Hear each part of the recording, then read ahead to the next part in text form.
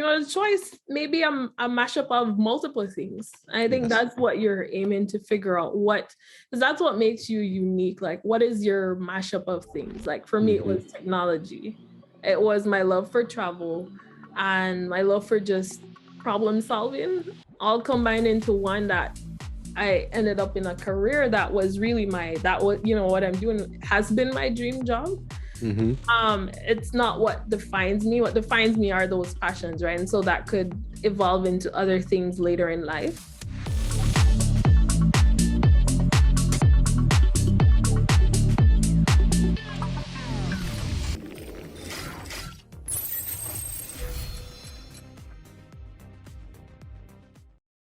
Hi, Deana. Welcome to the show. Appreciate you coming on today. Thanks for having me. It's exciting. Looking forward to the conversation. Beautiful. So can you tell us where you live at the moment and kind of what you're working on? I'll leave the name out. All right. So I'll give a little intro. So I'm Dr. Deana A. Yes, use my title. I am a computer scientist by training, and I focus on user experience research currently. And so I work in big tech. So I, live and work in Silicon Valley. Just like, you probably heard about Silicon Valley. Just in general, I know you have specifically been here. I heard a lot about Silicon Valley, but it is what you hear. It's a place that draws a lot of people with big ideas, big visions, and some interest in leveraging technology to problem solve or do something creative in a great way. So it's a great area, I would say, for people starting out their careers, advancing their careers. For every stage, pretty much, there's something here for everyone.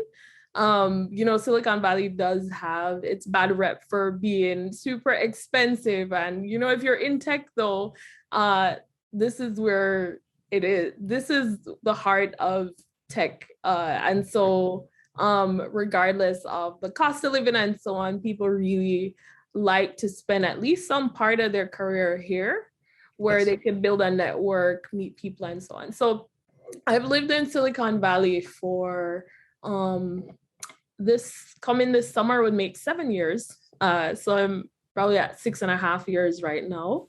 Wow. And it's grown on me. California, the weather is a bit milder. It gets cold, but not too cold. It gets hot, but not too hot.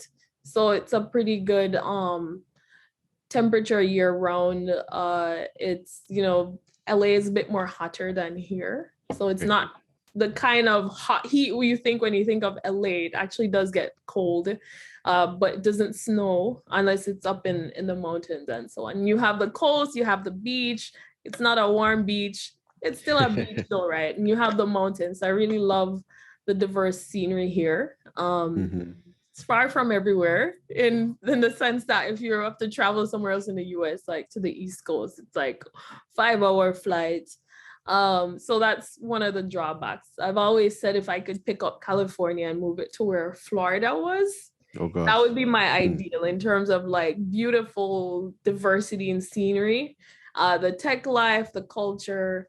Move it to Florida, infuse some more diversity, some more of the good food from Florida, and the proximity to just everywhere else that Florida has, like to the Caribbean, right? That would kind of be my perfect spot, because I view myself as someone who is a global citizen. So I live here now, but I don't view myself as tied to any one place. So I travel a lot. And so it matters to be able to quickly get on a plane and get somewhere else, especially like to the Caribbean, since my heart is still there and I do a lot there, but I live in the US currently. Perfect. So why did you, in a short way, why didn't you kind of tell us why you chose to work at Google, and, we'll dive into sort of your career journey more specifically, but what do you kind of want folks to know about at least the way that Google has allowed you to express your professional career? Yeah, so one of my mantras is just do hard things, and Mm, Google does hard things. There are okay. lots of hard problems that they tackle, and they can tackle because it's more of a cultural choice, right? Where they took on a very hard problem of trying to organize the world's information. And so it's just in their DNA. There is this hard problem that they're still tackling to this day. Mm-hmm. And that spun into so many things. And so it's just a part of the DNA where it's like, hey, anything that others may view as impossible or challenging or too hard, that's like things that gets a Googler. A Googler is someone who Super works at excited. Google very excited. And that's something that gets me very excited. So, because I view myself as a problem solver. Yes. That's kind of, if I could put that on my resume, that's what it would be. I'm just a Mm-hmm. problem solver. And I leverage technology as the angle to find solutions or imagine solutions to certain problems. And so I love hard, messy problems and being a part of understanding them and developing solutions that meet the a person's need Makes sense. in the way that they would want it to. So Mm-hmm. that's kind of how I end up in user experience. It's just that passion to problem solve, but in a way that's meaningful, in a way that will design or create something that is actually going to effectively tackle the problem in the way that the person who we're solving for could have conceived it, right? Or Yes. imagined it. So Mm-hmm. from their perspective, and that provides a good experience for them as well. That's a So It's a good one to keep in mind. I think at mhm, least when people think of solving problems, it's, oh, just solve the problem, yeah, probably versus solving the problem for that person from their perspective. yes, And I like that extra added on requirement that you have to do it to satisfy that person unique perspective as well, right? I imagine in many cases. yeah. So when we talk about things like human-centered design or people-centered design or user-centered is really what maybe most people know, Hmm. but users are just people and their people are humans. Yes. So just putting it back to perspective, when you focus on maybe saying user, you're thinking more from your what matters to you. You want user as a business or as a product. You know, that's still more from your perspective where you want users or you're assuming they even use your product. But when you think about, hey, we're just solving for people, really humanizes it. That is not Yes. about us. And they do have alternative solutions they might use or leverage that does not include your product. And so Hmm. realizing that their problems are independent of your product by even saying, hey, we'll take up like a human-centered design. Let's really understand people as people and their needs from their perspective, not from our business perspective first. And then we design and solve um, their needs in a way that will ultimately lead to us, yes, making revenue or having a larger user base. But the idea is that at Google we have a mantra: focus on users, still Hmm. use the users, focus on our users and all else will follow. And Yes. so that's really the heart of it, is like, let's understand people, solve for their problems, and the rest will come. Very cool. So we do the show to encourage people from the Caribbean region to pursue what I like to call data-driven careers. And you're not necessarily a data scientist, so people might be wondering, why is Deana on the show today? And to me, the real purpose is to show the breadth of different opportunities there are in tech. Mhm. And it's not all about, let's say, AI and stuff like that. You actually need to interact with computers. And I think before I met yourself and another friend who's doing his PhD in the same topic that you did, I'd never really paid attention to uh, or appreciated the amount of work that it takes to actually design things really well that humans Mhm. interact with, and they might not even know that they're interacting with it. Mhm. So can you share with us how your view of from what you've done in your career will play a future in play a role in the Caribbean's future, essentially? So I like that you talk about, your trying to encourage people to go into data-driven fields, because the field I'm in is, it's data-driven. That is the heart Probably of all it. data, right? So I'm a researcher. I guess I didn't do a proper introduction. So my user experience researcher, computer scientist by training, and my path into research is coming from computer science. So the training I have, at the end of the day, they're different careers you could go into. So you could have gone into data science. I see us all as problem solving, taking different approaches. So I tend to be I lean qualitative in terms of my research, but I'm pretty much mixed methods, in the sense that it's a mix of qual and quant. But there are researchers who are like purely quant, and so they could also have gone into data science as well. But at the end of the day, we want to ensure that we are understanding people from lots of different perspectives, ways that are measurable and more objective, and then ways that are more based on their feelings and their emotions, right? And more qualitative, more anecdotal. Yes. So I think the both are important. And actually the best outcomes leverage an understanding of the data and what's happening, and leveraging more qualitative approaches like interviewing, diary studies, where you try to understand someone's experience in real time as they're unfolding, co-creation, where you maybe co-create solutions with someone, approaches that are more qualitative coupled with more quantitative approaches are really good to understanding what's going on and how much, and then understanding the why behind it, and then really how to solve it, and then really getting at the heart and going deeper into why some things are happening, which you may not do as well at scale, or just looking at your logs or things like that. So I think the two are powerful, and is largely the approach that I take at work. So we work on teams with different people. So, some may be more about quantitative researchers, some may be mixed methods like myself, and you may have your typical data scientists or your analysts. Like, we're all working with data, leveraging our different skill sets that overlap at times, even marketing, and really trying to piece it together to find an overall narrative of who the people we're solving for are, what are their needs, what are their expectations, how are they currently or not currently using our products, and why, what are their attitudes and behaviors as it relates to the products, or just in general as it relates to their problems and how they're going about solving for them. What is their experience like with maybe our products, and how are they using that, and what does that mean, and how can we improve that?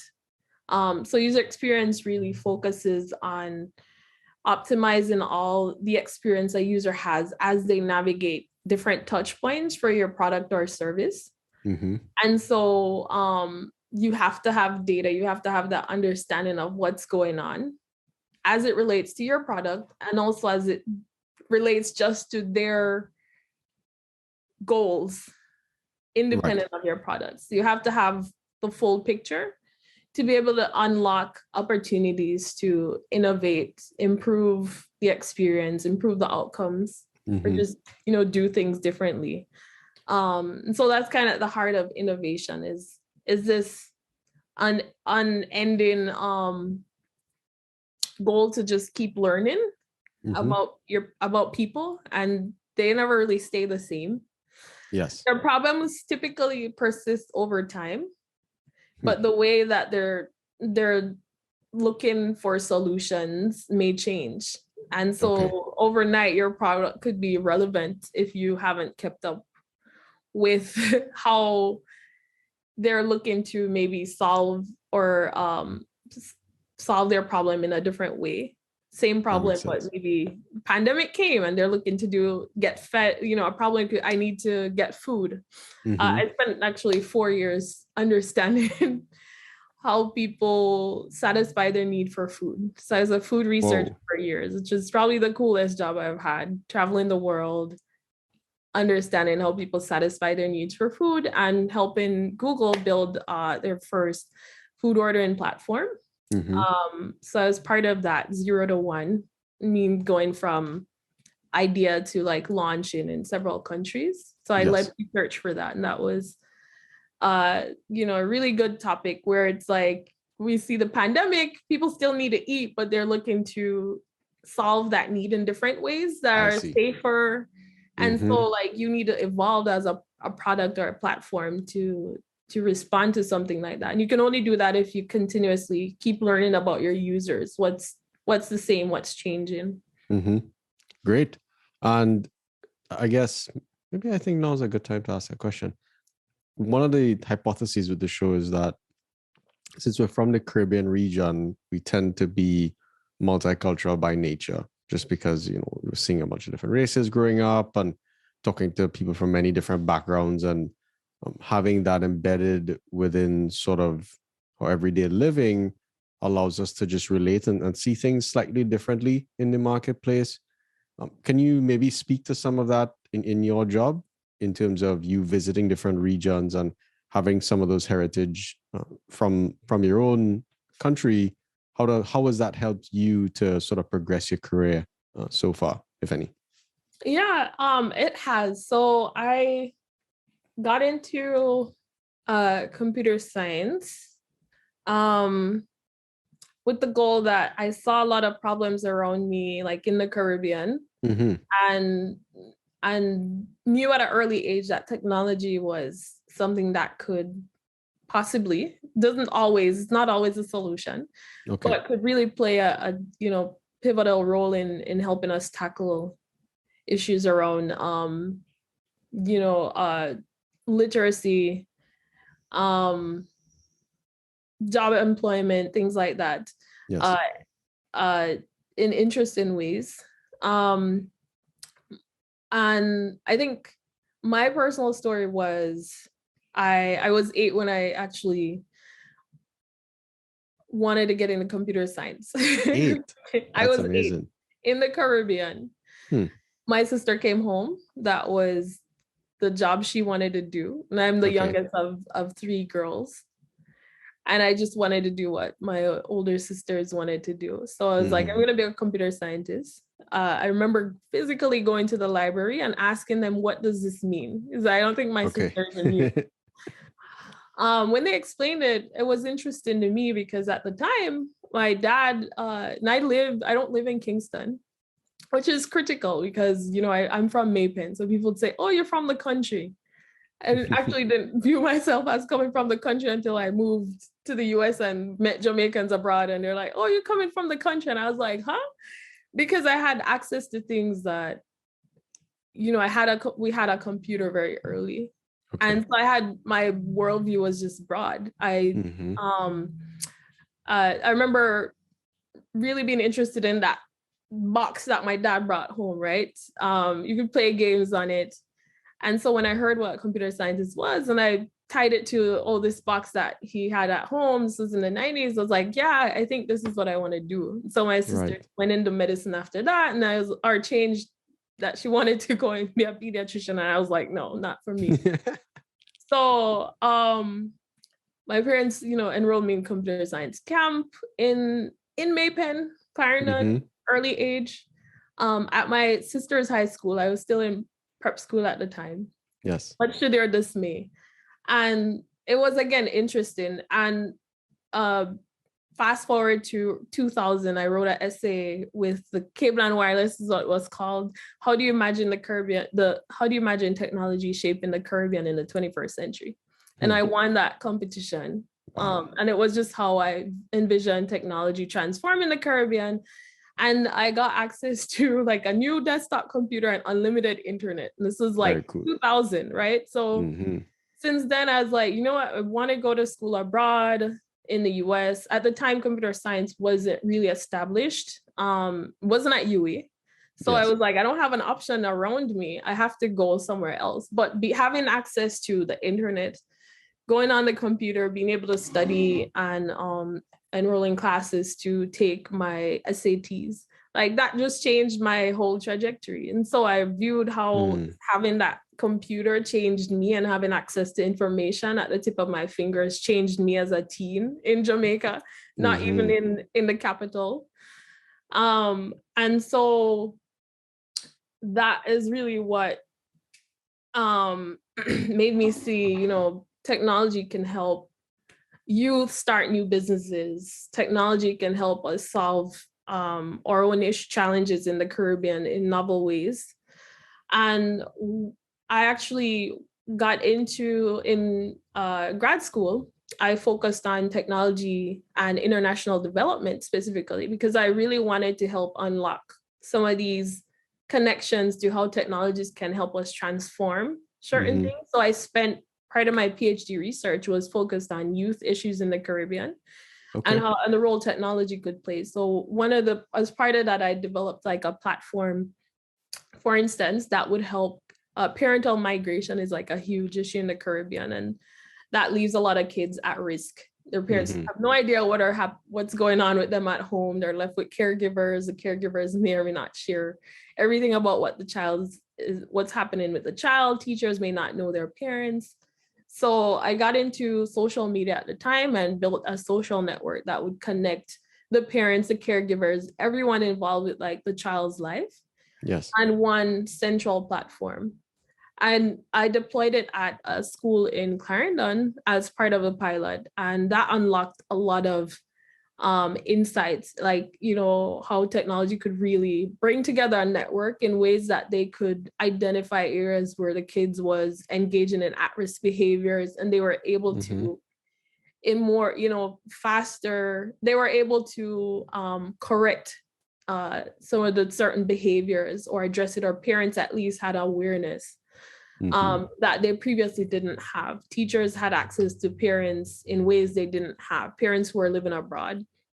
And so we saw how that improved the outcomes for those who were part of the pilot. So it's just things like that where now working where I work, where it's, you know, or any big tech company, it's important that you have someone that could provide that angle. Well, you know, how are we building this in a product in service of everyone or just for some? And so I'm always that voice of reason, where are we doing this in service of everyone? Because our goal is to do something in service of everyone typically, but maybe we don't always know who everyone is.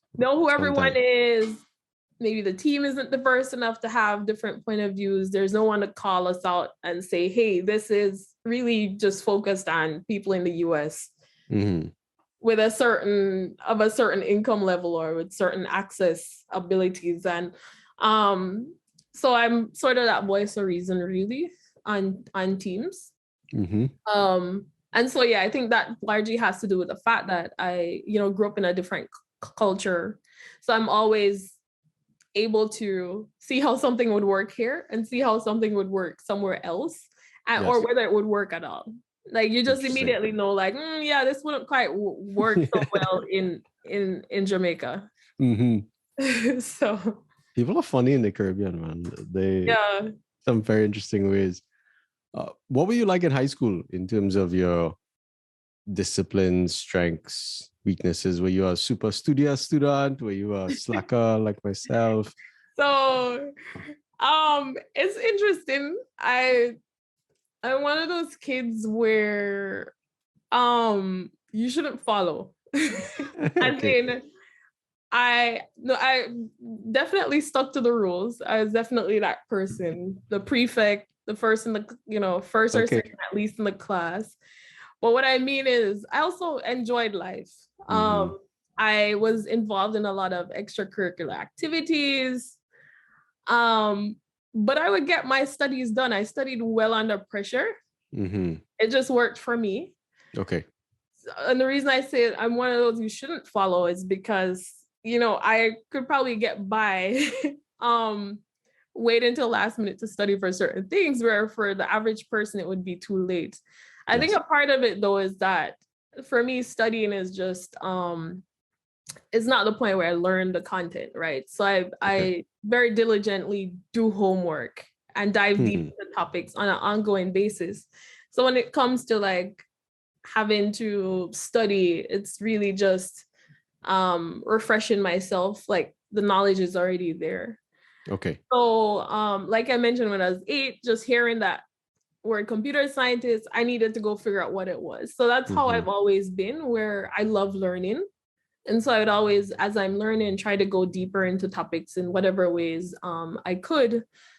And so point of studying was just, you know, it was Just just kind of recovering kind of what you recapping. knew already. Yeah. And I could only do it very last minute. Like I just, yeah. So I would tell people, yeah, don't follow me because I'll get it done. I actually came first in the island for information technology. Wow. And others Incredible. and some other subjects, but that one was notable because obviously, like as I said, It was since in I your was mind. 8, Yes. it's one of the interesting things is in the Caribbean was more women, at least in Jamaica, there were more women in computer science. So I have never had this idea. Or in IT, we started out with IT, and then when you got to sixth form, you did computer science. So there wasn't this idea that I didn't belong. I think that's important to note, because you might hear people say, well, I think, it's more male dominated, or there are not as many minorities in computer science. If, you don't let that get into you because you belong, right? You're just as good as anyone else. And I think not having to deal with that at an early age, later when I had to deal with it, at that point, I was already stubborn, so to speak. Like, what do you mean? Like, all I know are women, minority women in this field before I got to college. And so I'm going to do this thing. So I remember I say that because in college, when I moved to the US and I started school very early, college very early, I was in a class. There were other women at the time. There were other minorities. And by the end of the semester, I was the only anything, the only woman, the only minority, the youngest, and also the only immigrant. No way. Everyone else dropped. They changed paths because it was just difficult. It wasn't that it was difficult. It was really that they didn't teach it in a way that was accessible to people who did not learn computer science or AP in school in the US. Okay, I see. Or had a dad who did programming. So it was very much the way it was taught, and not that people couldn't grasp and understand the content. They just needed to see it from a different angle and get that sort of extra attention. And so it was difficult for me that first year. Don't get it wrong. I was like on the verge of failing. But I realized, like, hey, this couldn't be about me. There's no way someone like who in one country is in the top in this field could be at the bottom. There's something else that's going on. And luckily I stayed long enough to realize this wasn't a me thing. So I had to double down on like teaching myself. Okay. Spending lots of time. Sense. That time was still a little pre-YouTube. I'm dating myself, at least at that level. So it was physically like, getting help from others and realizing I had to get this and not giving myself an alternative that really allowed me to graduate with a computer science degree from undergrad. Wow. And then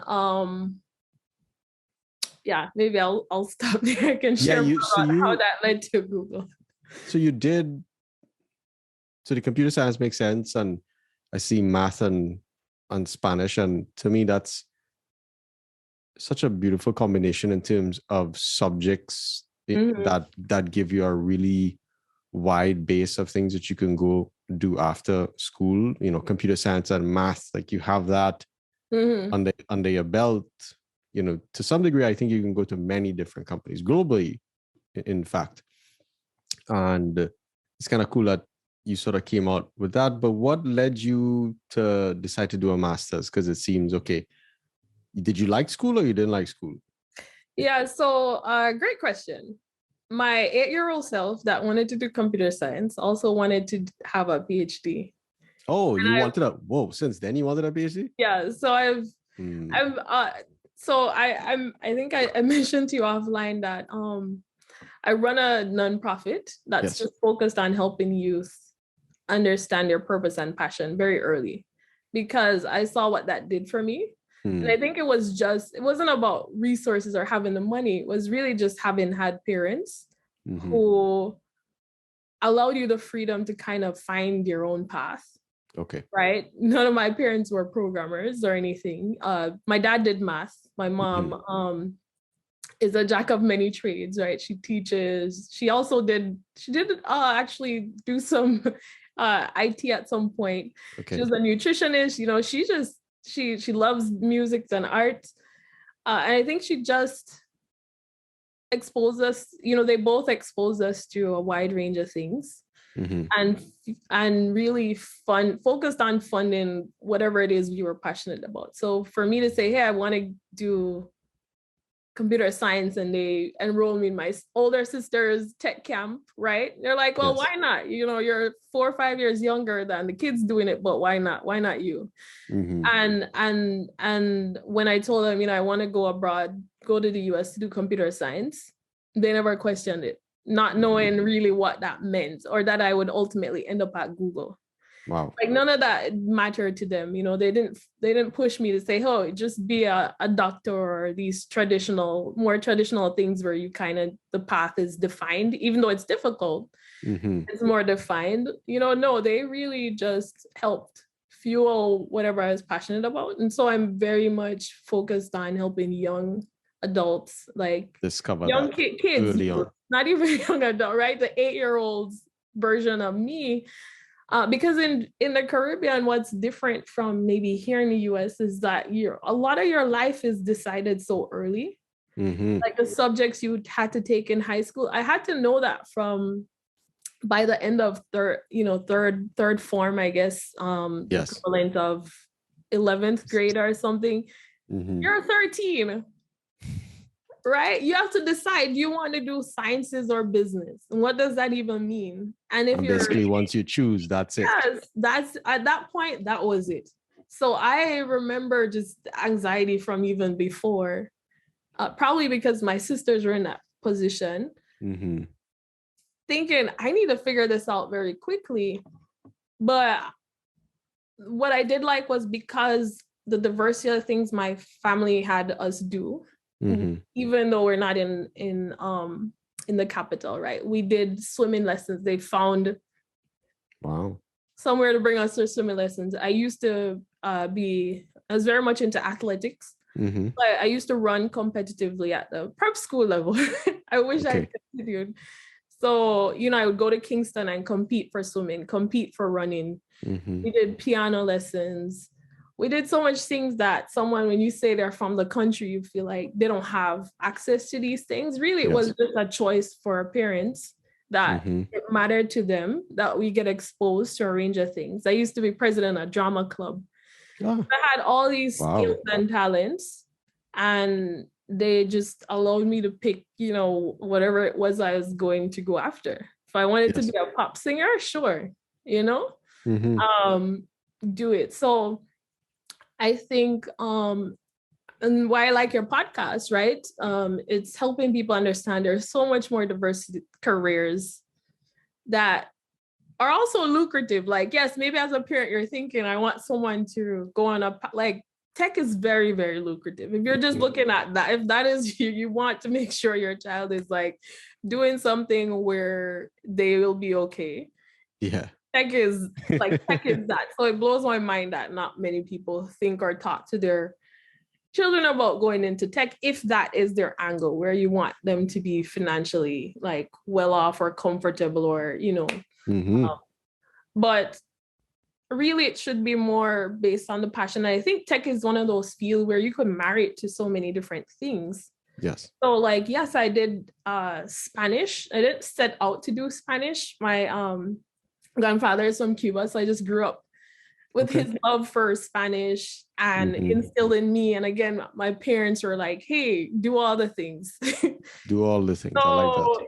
So, they encouraged us to keep learning Spanish and through CXCs.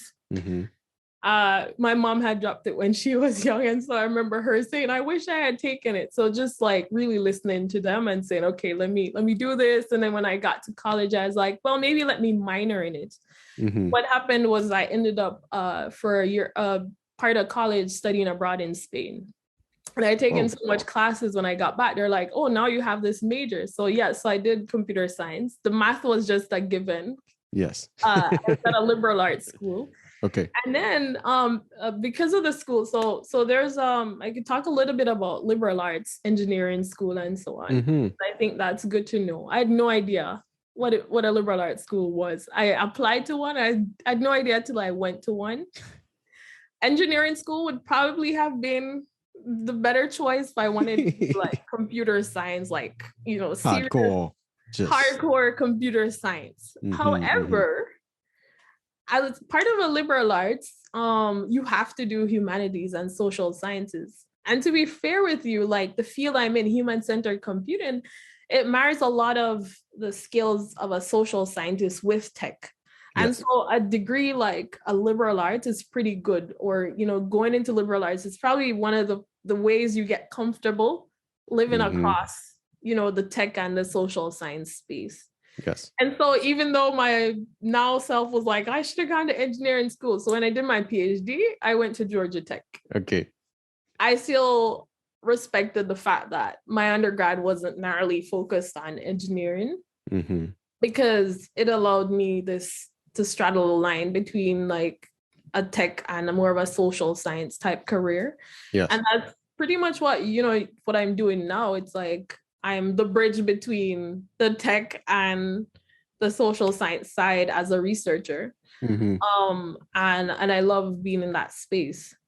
And because I learned languages, now as a researcher, I am able to go to different countries like Portuguese, Spain.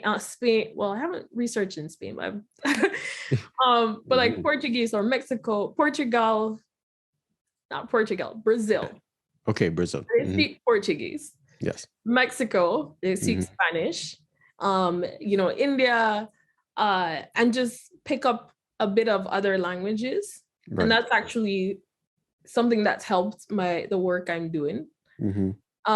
So that's kind of how all these things happily kind of merge together to help me be better in the role that I'm doing now. That's quite beautiful. So there's a stigma that if you're a computer scientist, you lock yourself in a room and you just kind of want to code.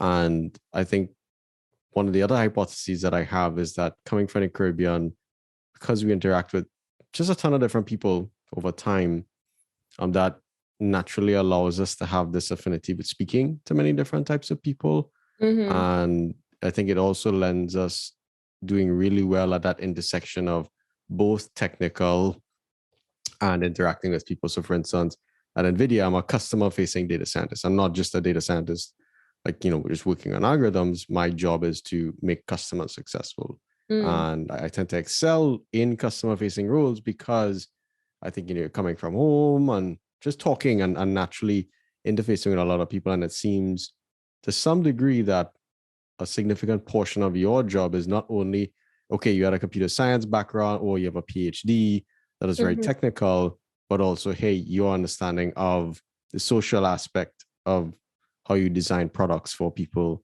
in addition to just the softer side. And that is what allows you to express yourself in your career. So that's pretty cool there. PhD. So you wanted a PhD since you were young. That's quite impressive. And I'm the complete opposite. I didn't think I would ever go to school because I just kind of hate school in general. So it's very interesting and inspiring, to be honest, to know that at such a young age, you kind of knew where you wanted to go. So it's great that at least folks listening, they can see both ends of the spectrum as well. One of the things I did notice in your career history is you had 6 internships, I counted. Mm-hmm. So talk to us about how you were so aggressive in getting internships. I think out of all the people I've interviewed, I think you have the most internships so far, Yeah. which is very interesting. Oh, that's a great question. At some point, I actually hid how many internships I had. I was like, I wonder if someone would think I'm just like in love with school. I never want to leave. So I've had 7 internships actually. Okay. And the reason is when I started undergrad, except for the very first summer, from my sophomore year onwards, I've always had an internship. Wow. And I've had that many because I've done undergrad, I've done a master's, I've done a PhD, which is 5 years. And so almost every summer, I think with the exception of 2 summers, very beginning of undergrad and very beginning of or midway through PhD, every other summer I've had an internship and they're life-changing. Impressive. So in undergrad, I had a software engineering internship. And that was great because I did do the traditional, like sit at a computer and code, which I loved. I worked at Lockheed Martin, which is, really big. You're in Florida, so it's very, Yeah, nice. I worked in Orlando actually every summer. One in tech, internships are paid, right? So if you need money, do an internship. And if you're in tech internships pay really well. They also give you really good exposure. It's great on your resume, helps you build your network. So money aside, there are just other things that make it make sense. And like, what else do you do in your summer? So and you get friends. They're usually fun, as in a lot of companies go out for their internship programs and build really good experiences. And I've gotten to travel, right? So I've gotten to live in other places as a result. So for me, it was like a win-win. So even if I was going to take the summer off and travel, well, let me make some money, travel while doing my internship. And, when I did a software engineering, I realized I loved programming. It was a career for me, as in like going into computer science. But I wanted to be a part of figuring out what it is that we were even going to build and why and for who. So I was missing that part, that human connection part. It was, we were very much the stereotype at the time, just programming at a computer, never really talking to the end users or anything. And I mean, I think things have changed a lot since then, in terms of the expectations of a software engineer, for sure. I work with a lot now, and I take them to the field, and they work and speak directly to people, aka users. But yeah, I wanted more, so I didn't really know what area of computer science I wanted to go into coming out of my undergrad experience. So I thought robotics initially, but that's why I did a master's. I was like, before I commit to a PhD, I need to figure out what exact area I should go into. So I did another like general degree, a master's. As part of that, the very first semester, I found out about I did a class on human-computer interaction. That was the first time I heard about it. And simultaneously, I got invited to Google for a workshop for women engineers. And a part of the talk, there was a person talking about user experience, and she had a PhD, and she was doing research globally. And I was like, this is me. Like, I love to travel. So I'd, at this point, traveled quite a lot during undergrad. And when I did a master's, coming back from that, I was like, okay, I want to go into user experience, and I want to focus more on building global products. Or technology, leveraging technology to improve international development. So I did part of my research in South Africa. I spent some time at University of Cape Town. I traveled quite a bit. Like my master's was like a lot of traveling. PhD was even more. So I would travel to present at different conferences. I would work with different communities. For instance, like I said, I went back to the Caribbean for months on end, like doing research there. I would work with immigrants and refugees elsewhere. I would travel to present my research. So I had such a global outlook at that point. My last two internships landed at Google. Okay. It took me that long still to even, get through to Google. It didn't happen overnight from the very first time I got invited as a master's. I didn't land an internship. It was actually my path to Google was interesting because as part of doing my dissertation research, I was applying for funding. Okay. And I got denied the funding. But they're like, oh, but we like your work. Maybe you should consider, I was working in social networking at the time, and maybe you could consider coming to work for Google Plus. And I was like, And so I had two conversations, which to this day, I don't think they were really interviews. And I ended up with the internship working on Google Plus when it was a really big thing. And that was exciting for me. I, moved to Silicon Valley for the summer, worked there. Then I got invited back a whole year in advance for a second internship, which is great as a student because it means you just do your work and you have another internship lined up. But I was very intentional. The second time I said, I'm only coming if I can focus on doing something that's focused on international development or more global, is more focused on building a global product, or that was more true to my brand. Yeah. So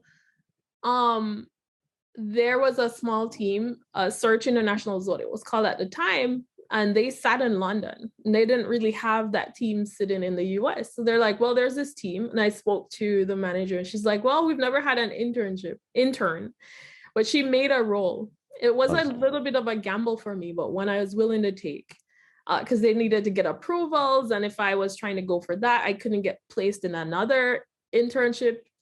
I see. Just in another so just that's all you got. And if I didn't get placed, I couldn't come back, even if you had an offer, right? So ultimately worked out, and I had to do my second internship in London, which was great. The topic was great. I focused on helping improve search for multicultural users, essentially, just people with dual language, for instance. And so I got to work with communities and groups I cared a lot about, like immigrants and so on. Yes. I got to work in a new country. And I still got to travel. Like my weekends, I was in Amsterdam, I was gone. So like I am an internship queen, intern queen. I highly recommend internship experience. And leaving, coming out of that summer, I had an offer a year in advance for a full-time position. Very cool. Like that's invaluable. And not just any offer, like an offer to Google, correct? Yes, to Google. Yeah. So so I came out and I worked at Google and that was great. So even though I've been at Google now coming up 7 years, I've had such diversity of experience coming out of my internships that I knew enough what kind of company I wanted to work for. So when I made that decision to go to Google, it wasn't because it was this fancy title. It was this company and I didn't really know about their culture. No, I knew about the culture. I knew about working at, other big tech companies because I had other internships. Yes. And I knew what worked and didn't work. I knew that, okay, traditional SWE was great, but I wanted to do more research. And I got to figure out how, because someone who done a PhD typically is maybe going into academia. Right. Or and so it could be hard to figure out, well, what does that mean in industry? And that the only way I could figure that out was through doing internships. And that's how I knew. I was like, industry is for me. So now I am like split between academia and industry because I am an adjunct professor. I saw that at Carnegie Mellon, right? but I knew that industry was where I needed to be. um, and then once an opportunity came up where I could teach, I grabbed that because I remember what it's in undergrad not having great when I started out not having been taught the way that would have made sense for someone with my background. Yes. And I remember doing my PhD having really great professors. And so I wanted to, even though I never really imagined becoming a professor, I think having those both experiences, the good and the bad, and saying, hey, I could be part of influencing someone else's career decision or providing that bridge between what it means to like be in academia and industry, and also expose someone to the field that I'm in, and doing research in a in a technical company. That's something I can offer. So I think that being an adjunct professor has been great addition to like what I'm doing. And pretty much just the same me doing the same things, like talking about research or doing research or talking about building products, talking about problem solving, talking about innovation, things I do in my regular job, but then I can then package that and teach that to someone else. Yes. Which also improves me and my skills as a practitioner. I have to stay relevant. I have to stay well read and things like that. So I think that's been my happy medium between being where I could say, okay, yeah, it was really great that I had a PhD. Another thing to say is like a PhD wasn't really necessary for the role that I'm in, right? So like a master's would have been great. I've had people I know people from undergrad who are in the field, right? So it's really a choice. And you do it does give you a different skill set, really. Yes. If doing a PhD is something that makes sense, then do it by all means. If if you're someone who's like, I am not interested in that much school, don't do it. Don't do it. Do a master's and go, you'll be fine on the job as well, right? So I feel like, in industry anyway, you're mastering your area. It's just that at the end of the day, you don't get that PhD title. Yes, exactly. What the PhD does allow is time to go deep. Sometimes you don't get that in industry. Things can be very fast-paced. And you don't get your choice to work on something that maybe you might want to work on as well. Yes. And I think I think that's maybe helps you advocate for more projects or work that aligns to, when you come out with a PhD, you're probably more focused on like, hey, I want it to align to the things that I'm passionate about. You might end up being more vocal about that because that a lot of us choose to do a PhD because we want to focus on this one very niche thing for like 5 to 6 years for whatever reason. And yeah, in industry, I've been able to say, hey, this is my brand, so this is what I need to be able to. I need to focus on things that are broad-reaching, global facing, that are gonna,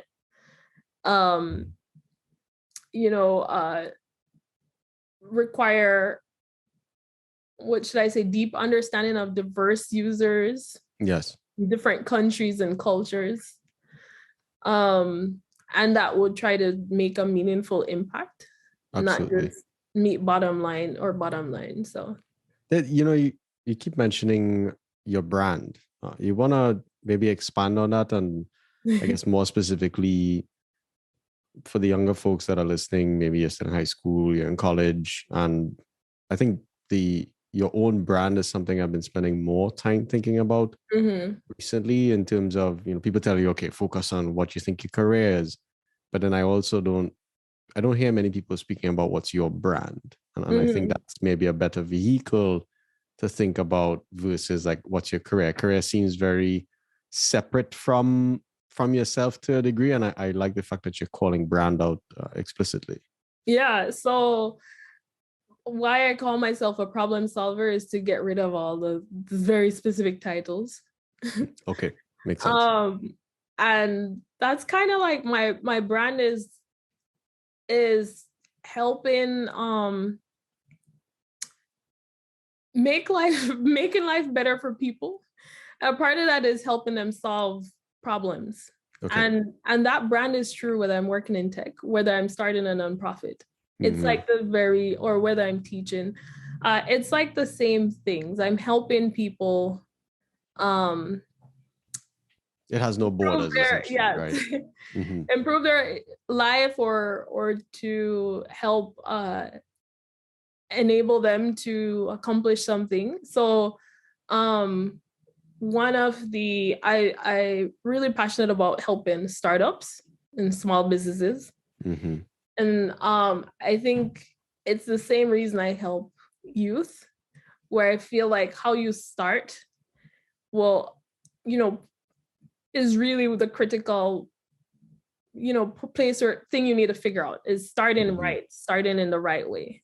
Yeah. Whether it's starting a business, doing a startup, are you solving the right problem? Because a lot of startups fail because they're solving something that either doesn't matter to other people, maybe it was their own problem, or they're doing it in a way that doesn't matter to other people. Yes. Except so they're solving something just for them. And so as a researcher, it's like helping people understand what the problem is and the right way to solve it. And so when I help startups, I can be a part of that process. When I help small business, I could be a part of that process. When I'm helping youth, it's like helping them start, right? Like figure out what you're passionate about, right? So and pursue that and help unblock them along the way. So I love being a part of the very early stage of things. Yes. Where things aren't as defined, where it feels impossible, or if we're talking about industry, where there isn't a strategy. So another part of how I brand myself is just as a strategist, like within industries, like really helping us companies unlock or determine what the strategy is for a product, a new product, or an existing product. Right. So a part of being a problem solver, focused on people problems and helping people start the right way. I also like tech and innovation. Yes. And so that's infused into everything I do.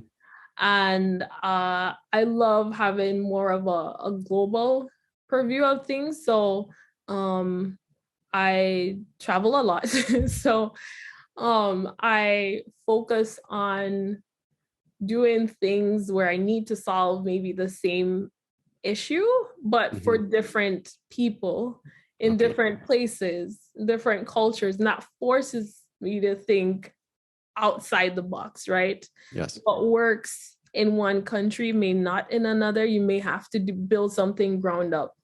And so I love being a part of that process with helping companies figure that out. That makes sense. What should we build? How, for who? How should it manifest in different places? And at the end of the day, is it doing what it's supposed to do? Are you improving someone's life, someone's outcome? So that's kind of like my brand in a nutshell. And so I like how you explain that. Yeah. And that's the thread that you sort of act with in anything that you kind of do at work or new projects that you take on. You're always kind of checking against that brand definition, essentially, right? Yeah. Are we doing something that is solving a problem someone has in a way that is impactful, and in a way that we aren't excluding others in the process? So ensuring that we're doing it for everyone, everywhere. And that forces you to really talk to all, really connect with people and their stories and learn from them. So that inquiry, I think, is a part of inquiry is like a core part of me, just always asking questions and listening. It's a Yes. core part of my brand too, and what I do. And then having always been optimistic. Optimism is a part of my brand. I think innovation is born out of like a sense that everything has some solution. You just have to really think through it.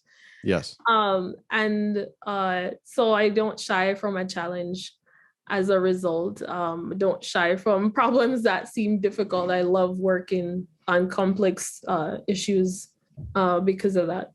Yeah, you do computer science. That's just probably like a fundamental tenet to go make something that probably didn't exist before. Yeah. Great. So in the last segment of the podcast, we've gotten a nice deep dive of your career so far. And this is more or less like the real core advice section. Mm-hmm. And what two pieces of advice or piece of advice would you give to a high schooler, someone in college, and a professional? Just, it could be completely generic, but just something that, you know, that aligns very well with you that maybe someone might resonate with. Stay curious. Stay curious. It sounds generic, but that love for learning is what keeps you evolving. Okay. From a child as a young adult, you know, just that passion to that everything is learnable, if that's a word. You know, and it's just a matter of how much time and effort and energy you put into something. So you can't do everything. So the second advice is like, figure out really, you know, I don't just want to leave it on the table what your passions are. But when you think about the moments that you could get lost into something, what is that thing? Right. And why do you think you're drawn to it? Like, so reflect a lot. You know, you don't necessarily need to go in the wilderness and figure out what your passions are. They're already known, right? And if you haven't tried enough things, try a lot of things. Yes. As many things as you can. Doesn't matter the age. You know, so I'm a serial hobbyist for that reason.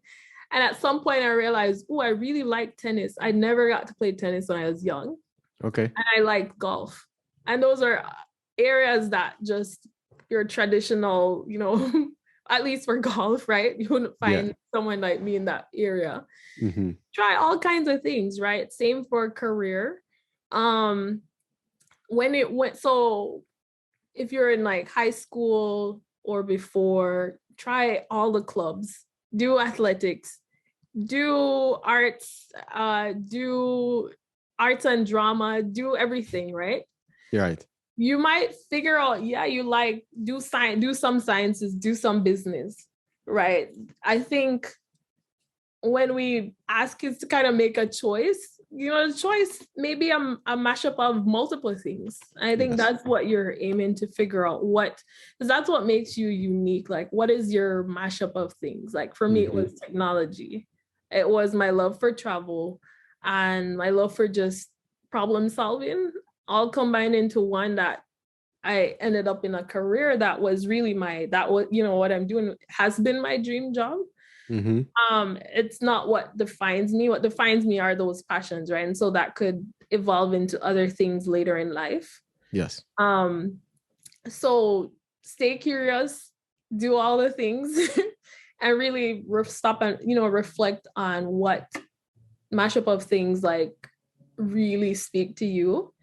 And look at the intersection of that and say, okay, what does that mean for what my brand is and what I do moving forward? Like those things are stable over time, and your career or who you work for, the title you have, those things could change. But the things that core elements should be stable over time. So that being said, if you're not tied to a specific title, a specific company, a specific mm, what should I say, manifestation of those core passions, if you're not tied to that, that means you could do a lot of things and you Right. have no problem in life in terms of getting stuck. Or if you're without a job, you figure out how to, you're still gonna be continuing to evolve your passions, even if it's like for a year you're doing you're doing podcasts. Yes. You can still, or so yeah, so that would be the advice I would say. I would say there doesn't has to be this like life-changing moment where like, okay, I found it, this is it. It just reflect on your life and pause and really think what are the things that have been true part of your brand or over time. What are the things you're drawn to, and what are new things you could try that you might find add to what you're passionate about. Yep. I like the mashup and the new things. I like the serial hobbyist thing. I'm definitely, I have my golf clubs behind me. Oh, nice. Piano. The golf clubs have not moved in like years. So just throwing that out there. But exactly, yeah. But you've tried, right? So you and if I want to play, I could just go grab it and go, And there's nothing lost, because if it isn't something that is what you end up doing long term, you have some knowledge of it. Innovation, I think, is great when you have a wide range of knowledge of different fields and different things, and you can bring those things together. Yes. So I think it's almost a prerequisite to go be pushing into new things. Yeah. So adding to do all the things is learn as much as you can. And it doesn't have to be in traditional school.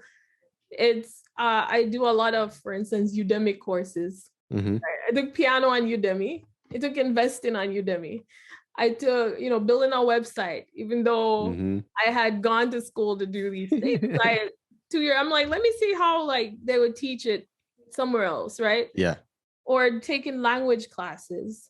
So like right now, if you look at with the pandemic, there's so much more things happening online that you could do virtually, right? So I didn't have time to go back and like go to a piano studio. I did piano as little and in college. I know I could do it virtually with like a teacher. So like I do that. I'm learning a language virtually, all the things where I would probably have had to physically go to a place. I'm like, oh, I have half an hour. I'm working from home, mostly now these days until we know when we can go back to work. How can I like maximize my learning? Like the downtime I have, how can I use it meaningfully? That's something that really matters to me. One of your questions may be like, what books do you recommend? Hey, you know what's coming. One of the book I recommend that really did have an impact on me. It's a very quick read, The Power of Habit, Why We Do What We Do by Charles Duhigg. It's like a yellow book, right? Yes, it's a yellow book. I remember when I read it and I thought, well, what's, I talk a lot about, like, I do a lot, and people ask, well, how can you do so much? That was one of the reasons I was able to do a lot, because I really focused on time management and how I was spending my time and how I could implement healthy habits, I would say, where I could feel more in control of my time. And when I read that book, I was like, well, what is the one thing you shouldn't focus on changing everything. What's like one thing you could change? At the time, I thought it was working out in the morning. Now, mark you, this was me again, where what matters to you versus what matters to other people. So I made a habit of, I was going to wake up early and get to work when we're still working in the office and do like a group class first thing in the morning. What that forced me to do was wake up earlier. I didn't define myself as a morning person. Right. And I was now waking up at 5 twice a week to get to work early enough to do like a morning class. Yes. I really realized, working out it's just never been my thing. I'm the kind of person like, let me go play tennis, which is why I do like other like hobbies. Like that's just how I get my workout. Yes. But what that experience made me realize is the days I wasn't waking up as early was hard. Trying to wake up early the other 2 days. So I was like, well, what if I would just wake up early every day and get to work by 7? I realized, so the days I did not go to work out, I realized I got 2 hours in of work before anyone else came in the office, and it changed my whole day. Wow. I ultimately dropped the group workout lesson because I was like, what if I could do this 5 days a week? What that did was free up my evenings. Yeah. And now once I started teaching, for instance, I teach in the evenings. I don't teach the whole year either, right? I teach like half the year, which is good because I travel a lot. So I maximize the other half of the year to do that. But then it means I could finish a full work day in a way where I feel like I made some meaningful dent. In the first 2 hours, I do the hardest things I have to do because I'm someone like, once people start talking to me, my productivity declines. Gone. Yeah. And so to this day, I still wake up really early. And now I've taken a quiz and it says, oh, your AM shifted. And I was like, I never have called myself like a morning person, but I did unlock the fact that my productivity was in fact very early in the morning. Yes. And I built that habit thinking it was meant to work out. And that unlocked my evenings and weekends because I was so much more productive with the 5-day work week that I could then like start a nonprofit that I run on the weekends or teach in the evenings and still like have time to go play tennis, which I realized, okay, I prefer working out in the evening. It's for me. And I prefer just doing like tennis class or something like some activity, jump rope. And yes, I wasn't really much of the gym type. So, which again, it matters to understand your personal situation. Like, don't necessarily just copy anyone else. Understand what works for you, but really figure out how you could build good habits. Yes. That was excellent. Yeah. And I like the fact that you just went exploring for something but you took away different lessons regardless of whether or not you're like, all right, I'm not doing that anymore, but I'm still going to keep these facets of this activity and move on. And that's been maybe, I would say 5 years now. Wow. That one change has, I would say, single-handedly freed up my capacity to do so much more. Yes. And so I always look at my time and what I'm doing and how I'm spending it and how I could build better habits. So instead of complaining I don't have time to do things, how can I maximize that? And that might change, right? Your family situation may change, other things may change, but I think knowing that you still are in control of your habits and your time and how it's being spent and what you're doing, and figuring out just the one thing you could start with, nothing major that just could have a ripple effect on everything else. I think that's, that's critical. And start anywhere, right? It's an iterative process. So I didn't start with what really ultimately worked for me, but I started for a different reason, for health. And that became into like, oh, this is how I could be productive at work. More productive at work if I just start before people start. Yeah, that's great. Any other book recommendations you have? So The War of Art.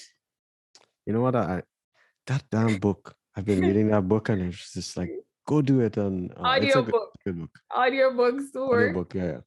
Audiobooks work. That's another thing. I'm really key on maximizing my productivity or learning and infusing that in micro moments, 5 minutes here, 10 minutes there. Okay. If I'm jumping in the car driving. So I built the habit of like having an audiobook on hand or having like a language app on hand where I'm like learning some new words. Micro learning right here. Okay. Yeah. So, and I still jump on Instagram every now and then, but I just don't use it as much as before. Like it's not consuming most of my time. My time is going to all these other things that I love. I really enjoy. Yes. That's the thing, because if you're learning something that's interesting to you, it's actually pretty enjoyable. So if you're Mm-hmm. learning something and it's not like high school where you have to do it because you just have to, you're forced to. All these things that you're doing should be things tied to your passion and something that you would like. Watching Netflix versus doing, like, they're kind of like, okay, both are enjoyable, and Yeah. you can do both. Like, nothing's matters, but you should find something that's so enjoyable that you would probably say, hey, I don't mind not watching Netflix to do this thing, Makes sense. because they're both like enjoyable to me. Great.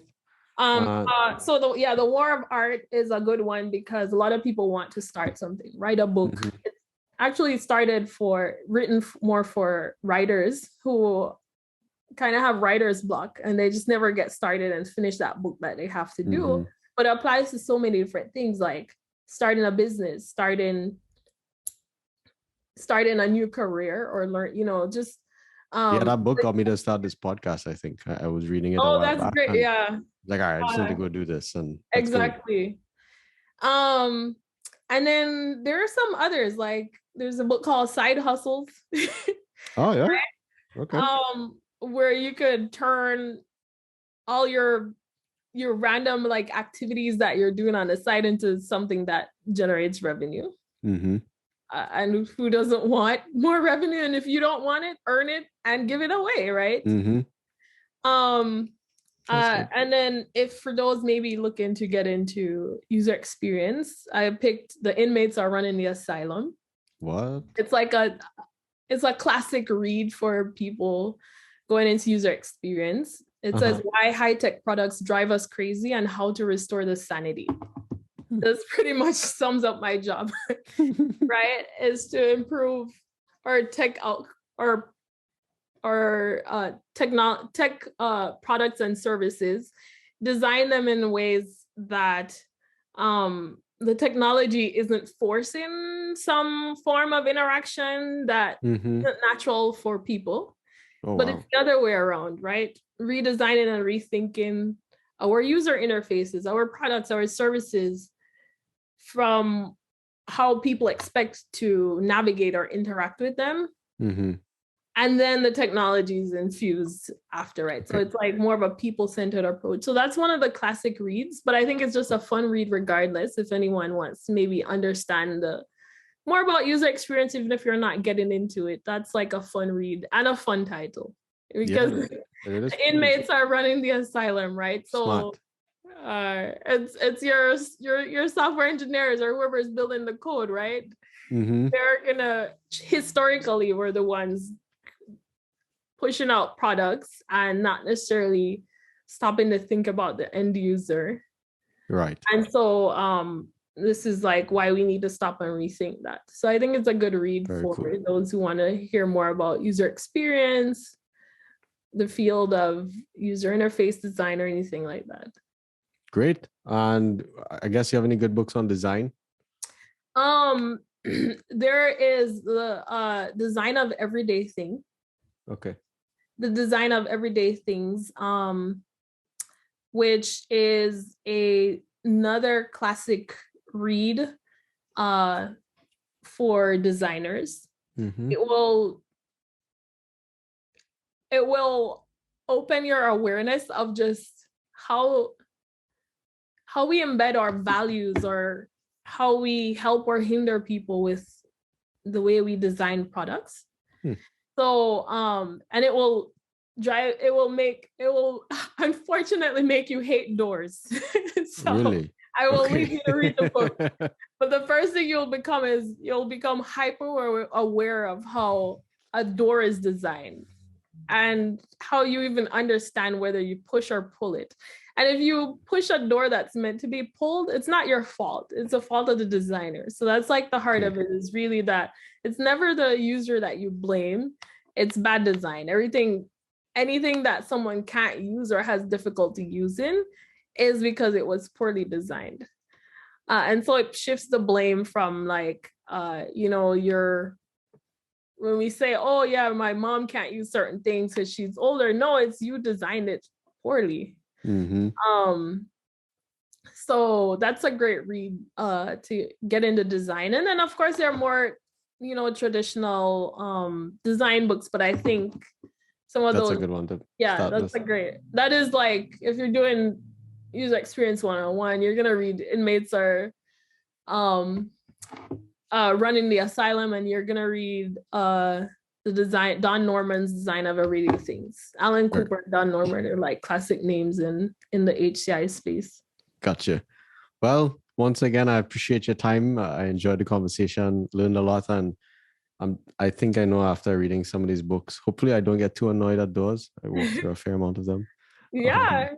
I love to put a plug for a few things. So absolutely, in yes. terms of the foundation, so the Azarae Foundation is supports youth across the Caribbean. So if anyone's interested in supporting youth, mentoring youth, or sharing about your careers to different youth, like you can reach out to us there.